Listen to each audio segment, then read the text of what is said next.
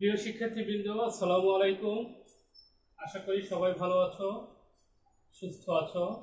শিক্ষার্থীবৃন্দ, আমাদের আজকে নির্ধারিত ক্লাস অষ্টম শ্রেণীর বাংলা দ্বিতীয় পত্র মানে বাংলা ব্যাকরণ। তা আমরা আজকে বাংলা ব্যাকরণের বানানের তৃতীয় ক্লাসটি নিব। আমাদের আজকের আলোচনার বিষয় বানান, তৃতীয়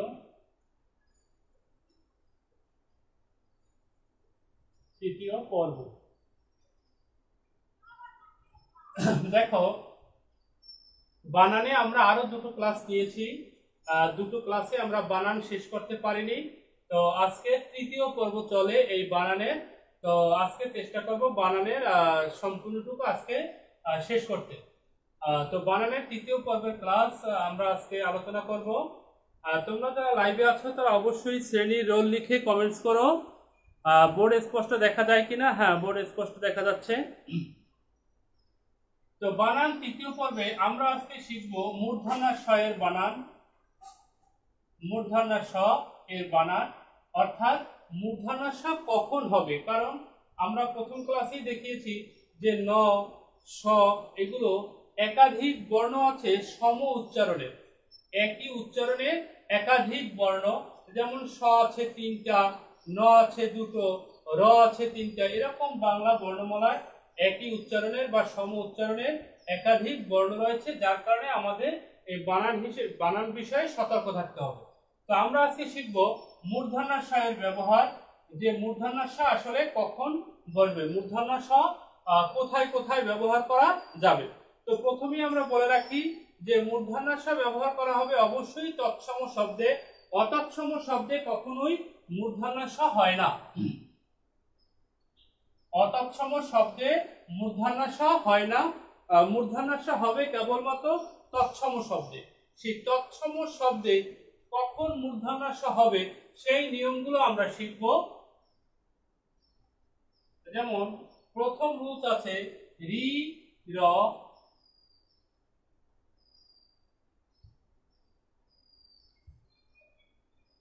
রি, রি এর পর মূর্ধন্য ষ হয়। প্রথম রুলসটা হলো রি। এই রি আমরা পূর্ণরূপেও লিখতে পারি, সংক্ষিপ্ত রূপেও লিখতে পারি। রি এভাবে সংক্ষিপ্ত হোক আর পূর্ণরূপ হোক, এরপর মূর্ধন্য ষ হয়। যেমন দেখো, যেমন ঋষি, আবার কৃষি। তাহলে আমরা এক নম্বর নিয়মে শিখতে পারলাম রি সংক্ষিপ্ত হোক আর পূর্ণরূপ হোক, রি এর পর মূর্ধন্য ষ হয়। যেমন ঋষি, এখানে মূর্ধন্য ষ হয়েছে রি এর কারণে। আবার কৃষি, এখানে মূর্ধন্য ষ হয়েছে রি এর সংক্ষিপ্ত রূপ থাকার কারণে। এবং আর শব্দগুলো সবই তৎসম শব্দ। প্রথমেই বলে রাখি যে অতৎসম শব্দে কখনোই মূর্ধন্য ষ হয় না, শুধুমাত্র তৎসম শব্দ হলে তখনই এই মূর্ধন্য ষ এর ব্যবহার আসবে নিয়ম অনুযায়ী। তো এক নম্বর রুলসে আমরা কি পেয়েছি যে রি সংক্ষিপ্ত হোক আর পূর্ণ হোক, রি এর পরে মূর্ধন্য ষ বসে। এরপরে দেখো, র ধ্বনি রেপের মতো হলে, দুই, র ধ্বনি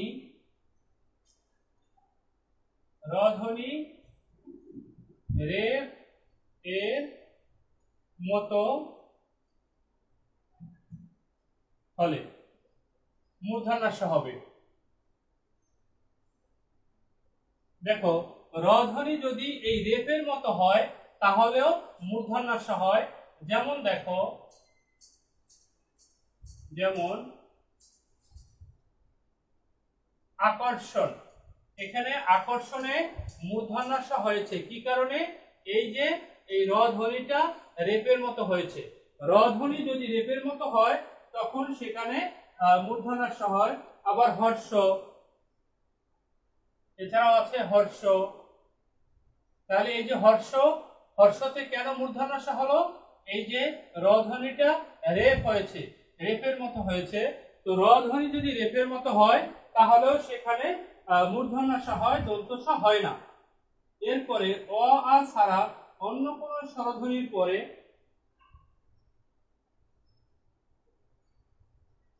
অ আ ছাড়া অন্য কোনো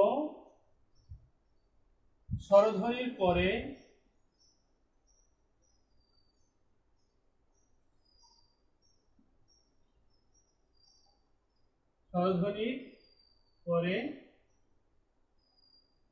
মূর্ধন্য ষ হয়। দেখো অ আ ছাড়া যদি অন্য কোনো স্বরধ্বনি থাকে তাহলে অ আ ছাড়া অন্য কোনো স্বরধ্বনির পরে মূর্ধন্য ষ হবে। অ আ ছাড়া যদি অন্য কোনো স্বরধ্বনি হয়, যেমন বিষম, এসোনা, কোষ, যেমন বিষম, এসোনা, কোষ। দেখো এখানে বিষম, এই ষ এর আগের স্বরধ্বনিটা কি? ই। আবার এসোনা, এই ষ এর আগের স্বরধ্বনিটা কি? এ। আবার এই ষ এর আগের স্বরধ্বনিটা ও। এভাবে লিখতে পারি অথবা এভাবে। তাহলে দেখো আমার নিয়ম ছিল অ আ ছাড়া অন্য কোনো স্বরধ্বনির পরে মূর্ধন্য ষ হয়, যেমন অন্য কোনো স্বরধ্বনির পর মূর্ধন্য ষ হয়, যেমন বিষম। বিষমের মূর্ধন্য ষ হয়েছে কি কারণে? অ আ ভিন্ন অন্য স্বরধ্বনি বসছে তারপরের স। এসোনায়ও অ আ ভিন্ন অন্য স্বরধ্বনি এ, তার কারণে সটা মূর্ধন্য ষ। কোষ, এখানে ওকার সংক্ষেপে বা পূর্ণরূপে, তো এই অ আ ভিন্ন অন্য স্বরধ্বনি ওকার, যার কারণে তার পরের মূর্ধন্য ষ বসেছে। তো অ আ ছাড়া অন্য কোনো স্বরধ্বনির পরে মূর্ধন্য ষ বসে। এরপরে ইকারান্ত ও উকারান্ত উপসর্গের পর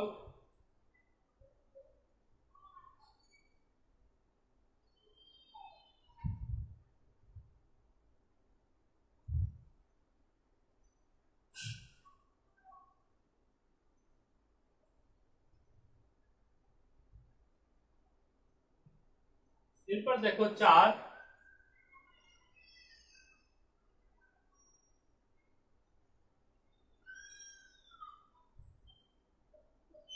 ইকারান্ত ও উকারান্ত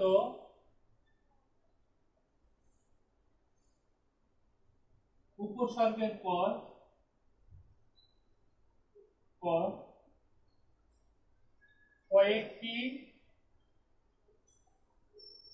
কয়েকটি ধাতুতে মূর্ধন্য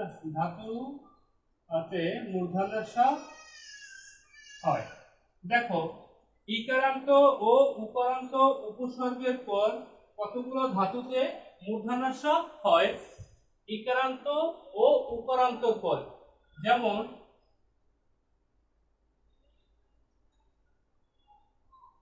অভিষেক, তারপরে অনুষঙ্গ। দেখো এখানে ইকারান্ত মানে হলো ই এর মতো উচ্চারণ, উকারান্ত মানে হলো উ এর মতো উচ্চারণ। এখানে যে মূর্ধন্য ষটা বসেছে, এই যে মূর্ধন্য ষ, তার আগে উচ্চারণটা কি? ইকারান্ত, অভি। অভি যদি বলি উচ্চারণটা ই এর মতো। আবার এখানে অনু যখন বলি অনু, তো উচ্চারণটা কি? উ এর মতো। তো আমার কথা ছিল যে ইকারান্ত ও উকারান্ত উপসর্গের পর, ইকারান্ত মানে ই এর মতো উচ্চারণ, উকারান্ত মানে উ এর মতো উচ্চারণ। এখানে অভি, ই এর মতো উচ্চারণ, যেটাকে ইকারান্ত বলা হয়, তারপরের স এই জন্য মূর্ধন্য ষ হয়েছে। অনুষঙ্গ উকারান্ত উচ্চারণ, উকারান্ত হওয়ার পর তারপরের সটা মূর্ধন্য ষ হয়েছে। তো আমার নিয়মটাও ছিল ইকারান্ত ও উকারান্ত উপসর্গের পর কতগুলো ধাতুতে মূর্ধন্য ষ বসে। এরপরে যুক্ত ব্যঞ্জনে, এরপর দেখো যুক্ত ব্যঞ্জনে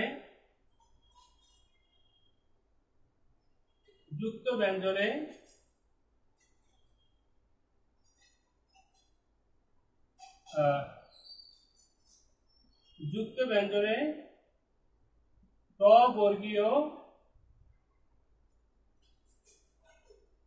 বর্ণের সাথে বা বর্ণের পূর্বে যুক্ত হলে মূর্ধন্য ষ হয়। দেখো, যুক্ত ব্যঞ্জনে টবর্গীয় বর্ণের পূর্বে যদি ষ যুক্ত হয় তাহলে সেই শটাও মূর্ধন্য ষ হবে। যেমন কষ্ট, কষ্ট, এখানে কষ্ট টটা কার সাথে, শটা কার সাথে বসেছে? ট এর সাথে। তো টবর্গীয় বর্ণ যেমন ট, ঠ, ড, ঢ, মূর্ধন্য এগুলো। তো টবর্গীয় বর্ণ ট, এই কারণে ট এর সাথে ষ যুক্ত হয়, সেটি মূর্ধন্য ষ হয়েছে। কারণ নিয়মটি ছিল যুক্ত ব্যঞ্জনে ট বর্গীয় বর্ণের পূর্বে যুক্ত হলে সেটা অবশ্যই মূর্ধন্য ষ হবে। আবার দেখো শ্রেষ্ঠ, শ্রেষ্ঠ, এখানে শটা কার সাথে যুক্ত হয়েছে? ঠ এর সাথে। তো যেহেতু ট, ঠ এরা টবর্গীয় বর্ণ, এই জন্য টবর্গীয় বর্ণের সাথে ষ যুক্ত হয়, সেই শটি মূর্ধন্য ষ হয়েছে। আমরা মনে রাখবো টবর্গীয় বর্ণের সাথে যুক্ত হলে সেটি মূর্ধন্য ষ হয়। যারা লাইভে আছো অবশ্যই শ্রেণী রোল লিখে কমেন্টস করবা, আর লেখা স্পষ্ট দেখা যাচ্ছে কিনা খেয়াল রাখবা। এরপরে আমরা আসি পরের রুলসে।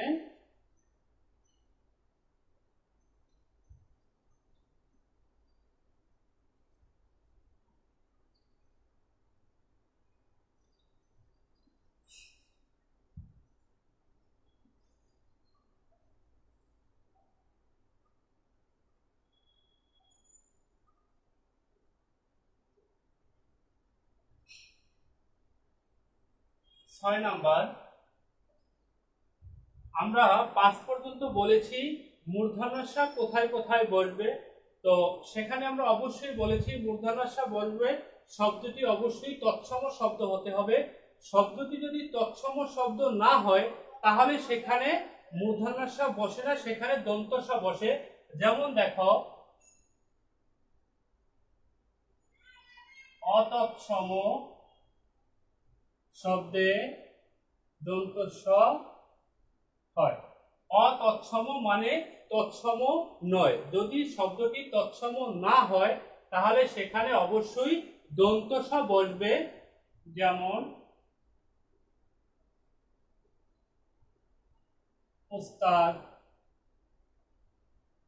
স্থান, স্বাস্থ্য। তাহলে দেখো, অতৎসম শব্দ যদি হয় অর্থাৎ শব্দটি তৎসম না হয় তাহলে সেখানে মূর্ধন্য ষ হবে না। অতৎসম মানে তৎসম নয়, এরকম শব্দে সবসময় দন্ত স হয়। যেমন উস্তাদ, স্থান, স্বাস্থ্য এগুলো তৎসম নয় বিধায় এখানে মূর্ধন্য ষ হবে না, দন্ত স হবে। আবার যুক্ত ব্যঞ্জন গঠনে চ বর্গের পূর্বে তালব্য স হয়।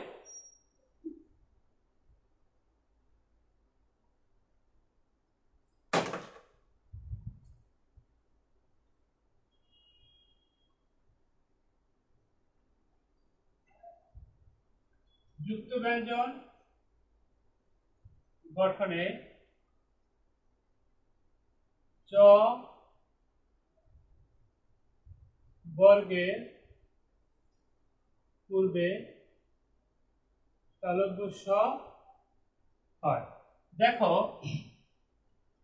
যখন আমরা যুক্ত ব্যঞ্জন গঠন করি, যুক্ত ব্যঞ্জন গঠনে যদি চ বর্গীয় বর্ণের সাথে স যুক্ত হয় সেটা অবশ্যই তালব্য স হবে।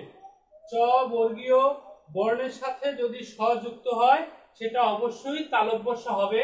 যেমন দেখো, যেমন আশ্চর্য, পশ্চাৎ, নিশ্চিদ্র। তাহলে এই যে আশ্চর্য, পশ্চাৎ, এখানে চ বর্গীয় বর্ণের সাথে স যুক্ত হয়েছে বিধায় এগুলো মূর্ধন্য ষ হয়েছে। নিশ্চিদ্র,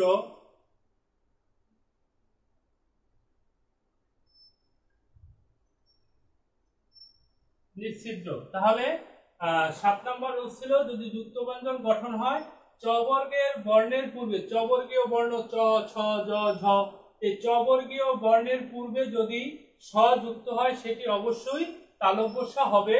যেমন আশ্চর্য, পশ্চাৎ, নিশ্চিদ্র, এখানে চবর্গীয় বর্ণের সাথে যুক্ত হওয়ার কারণে এগুলো মূর্ধন্য স হয়নি, দন্ত স হয়নি, তালব্য স হয়েছে। এরপরে রেফ এর পর কোথাও ব্যঞ্জন বর্ণের দ্বিত্ব হবে না।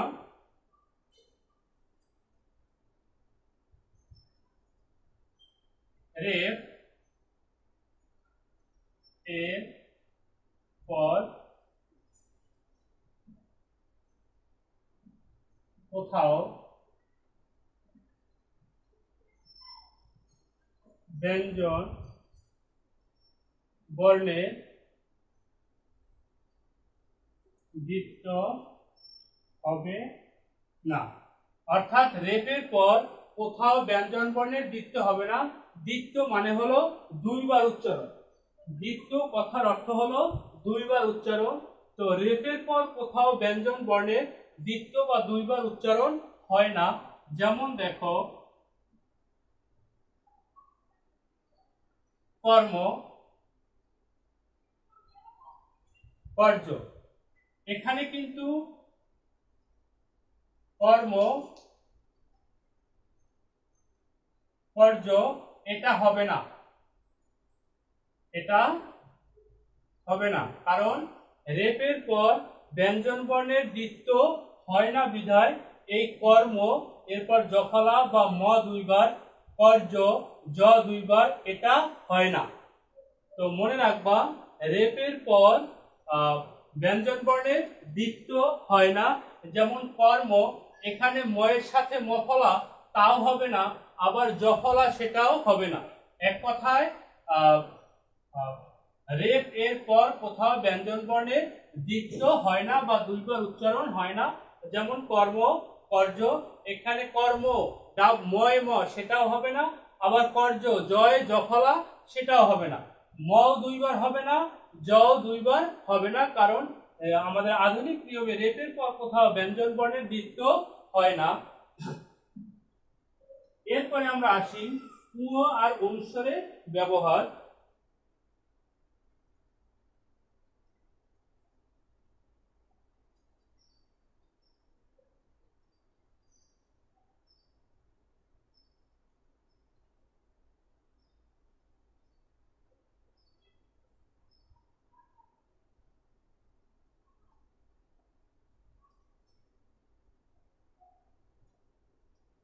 দেখো, আর এখন আমরা শিখব উ আর অনুস্বার।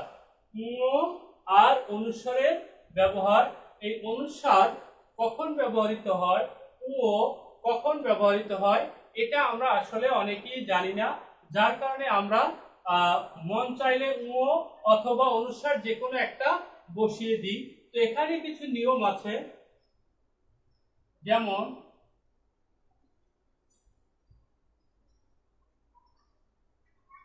সন্ধিজাত শব্দের প্রায় সকল শব্দে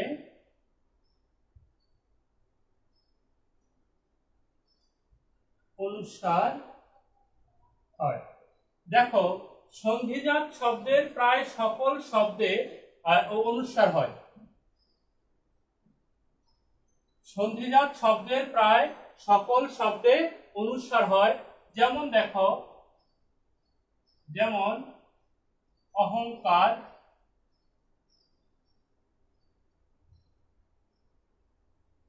অহংকার, এই অহংকার শব্দে উ বসে নাই, অনুস্বার বসেছে। কেন? কারণ অহংকারটা সন্ধিজাত শব্দ। সন্ধিজাত শব্দ এরকম, যেমন অহং যোগ কার, এই অহং যোগ কার অহংকার। তাই অহংকার শব্দটি সন্ধিজাত হওয়ার কারণে এখানে উ ব্যবহৃত হয়নি, এখানে অনুস্বার ব্যবহৃত হয়েছে।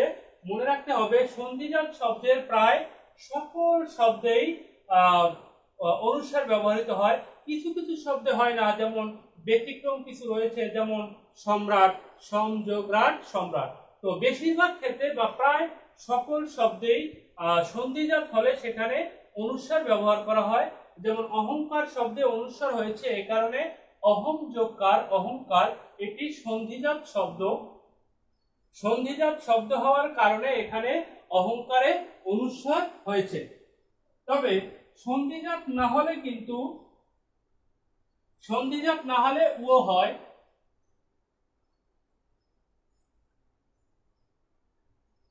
সন্ধিজাত না হলে ও হয়। সন্ধিজাত যদি না হয়, সন্ধিজাত শব্দ না হলে তখন কিন্তু ও ব্যবহৃত হয়। যেমন অঙ্গ, এই যে অঙ্গ, অঙ্গতে কিন্তু অনুস্বার ব্যবহার করা হয়নি, ও ব্যবহার করা হয়েছে। তো অঙ্গতে ও কেন ব্যবহার করা হয়েছে? কারণ অঙ্গ সন্ধিজাত শব্দ নয়। তো নিয়ম ছিল সন্ধিজাত শব্দ যদি হয় তাহলে সেখানে অনুস্বার বসবে প্রায় সকল শব্দেই। তো সন্ধিজাত হওয়ার কারণে অহংকারে অনুস্বার, কিন্তু অঙ্গ এখানে অনুস্বার হয়নি, এখানে ও হয়েছে কারণ অঙ্গ সন্ধিজাত শব্দ নয়। এরপরে আমরা আসি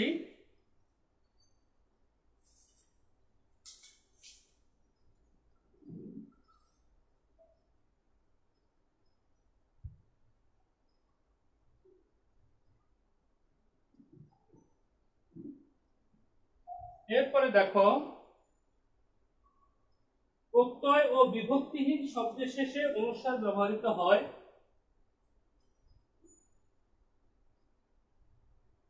প্রত্যয় ও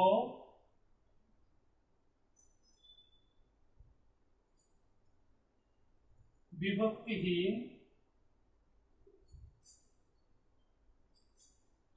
শব্দের শেষে অনুস্বার হয়। দেখো প্রত্যয় ও বিভক্তিহীন মানে হলো যেই শব্দের শেষে প্রত্যয় নেই বিভক্তিও নেই এমন শব্দের শেষে অনুস্বার ব্যবহার করা হয়। যেমন রং, রং, আরং, ঢং। তাহলে দেখো এই যে দেখো রং, আরং, ঢং এই শব্দগুলোয় অনুস্বার ব্যবহৃত হয়েছে, এই শব্দগুলোয় উর ব্যবহার হয়নি। কি কারণে? কারণ প্রত্যয় ও বিভক্তিহীন, যেমন রং, আরং, ঢং এই কোন শব্দটির শেষেই প্রত্যয় নেই বিভক্তিও নেই। প্রত্যয় ও বিভক্তিহীন মানে হলো যেই শব্দের শেষে প্রত্যয় নেই বিভক্তিও নেই সেটাকে বলা হয় প্রত্যয় ও বিভক্তিহীন। তো প্রত্যয় ও বিভক্তিহীন শব্দের শেষে অনুস্বার হয়, সেখানে ও হয় না। যেমন রং, আরং, ঢং এখানে ও হয়নি, অনুস্বার হয়েছে কারণ এখানে কোনো প্রত্যয় বা বিভক্তি নেই।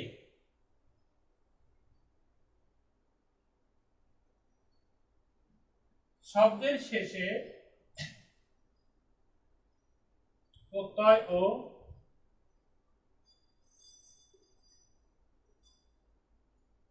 বিভক্তি যুক্ত হলে ও হয়। তো দেখো 3 নম্বরে ছিল যদি শব্দটি প্রত্যয়হীন ও বিভক্তিহীন হয়, মানে প্রত্যয় ও বিভক্তি না থাকে তাহলে অনুস্বার হয়। 4 হলো শব্দের শেষে প্রত্যয় ও বিভক্তি যুক্ত হলে, যদি বিভক্তি ও প্রত্যয় যুক্ত শব্দ হয় সেখানে কিন্তু ও হবে। যেমন যেমন রঙের, অর্থাৎ রং তার সাথে এর বিভক্তি যোগ হয়েছে এজন্য রঙের, তাহলে বিভক্তি আছে বিদায় এটায় অনুস্বার হবে না, এখানে হবে ও। তো নিয়মটি ছিল যদি শেষে প্রত্যয় ও বিভক্তি না থাকে তাহলে সেখানে ও হবে, প্রত্যয় বিভক্তি না থাকে তাহলে অনুস্বার হবে, আর প্রত্যয় বিভক্তি থাকলে সেখানে ও হবে। তবে এখানে একটু ব্যতিক্রম আছে, যেমন বাংলাদেশ, বাংলাদেশ, বাংলাদেশে কিন্তু আমরা অনুস্বার দিয়ে লিখি।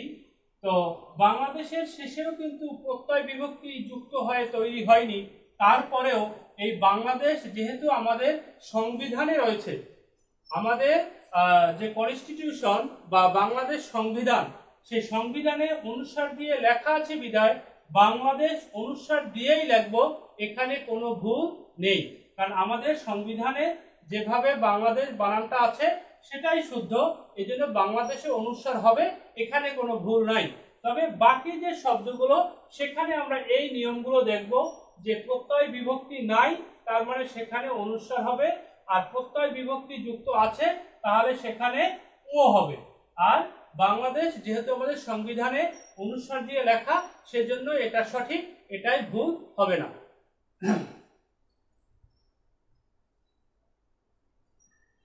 তো শিক্ষার্থীবৃন্দ, আমাদের যে বানানের তৃতীয় ক্লাস, আমরা অষ্টম শ্রেণীর বানান পাঠটি আজকে শেষ করেছি। আশা করি তোমরা বুঝতে পেরেছ। আর ক্লাসের শেষে আমি আরেকটা কথা বলি যে অবশ্যই তোমরা সংসার টেলিভিশনের ক্লাসগুলো নিয়মিত দেখবে। অবশ্যই অবশ্যই সংসার টেলিভিশনের যে রুটিন দেওয়া আছে সেই রুটিন অনুযায়ী প্রতিদিনের ক্লাসগুলো তোমরা অবশ্যই দেখবে এবং তাদের নির্ধারিত যে হোমওয়ার্ক দেওয়া সেগুলোও তোমরা করবে। আর স্বাস্থ্যবিধি মেনে চলবে। তোমার নিজের স্বাস্থ্যের সুরক্ষার দায়িত্ব একান্তই তোমার নিজের। আমি সবসময় এই কথাটা বলি যে আমাদের ব্যক্তিগত সুরক্ষার দায়িত্ব একান্ত আমার ব্যক্তিগতভাবে আমার নিজেরই। আমি যদি নিজেকে চেষ্টা করি যাবতীয় বিপদ থেকে মুক্ত রাখতে, তাহলে সেটা সবচেয়ে বেশি কার্যকর। সেই জন্য তোমরা অবশ্যই নিজেরা স্বাস্থ্যবিধি মেনে চলবে, পরিবারের সবাইকে স্বাস্থ্যবিধি মেনে চলতে উৎসাহ দিবে এবং নিজেরাও মেনে চলবে। বেশি প্রয়োজন না হলে তোমরা বাহিরে যাবে না, যদি বাহিরে যাও অবশ্যই স্বাস্থ্যবিধি মেনে যাবে এবং সেই অনুযায়ী স্যানিটাইজার আর যত পার্সোনাল ইকুইপমেন্ট দরকার সেগুলো ব্যবহার করবে। আর অবশ্যই অবশ্যই সংসার টেলিভিশনের ক্লাসগুলো দেখবে। তো শিক্ষার্থীবৃন্দ, আমরা আমাদের আলোচনা এখানে শেষ করছি। তোমাদের সাথে দেখা হবে পরবর্তী ক্লাসে। আল্লাহ হাফেজ।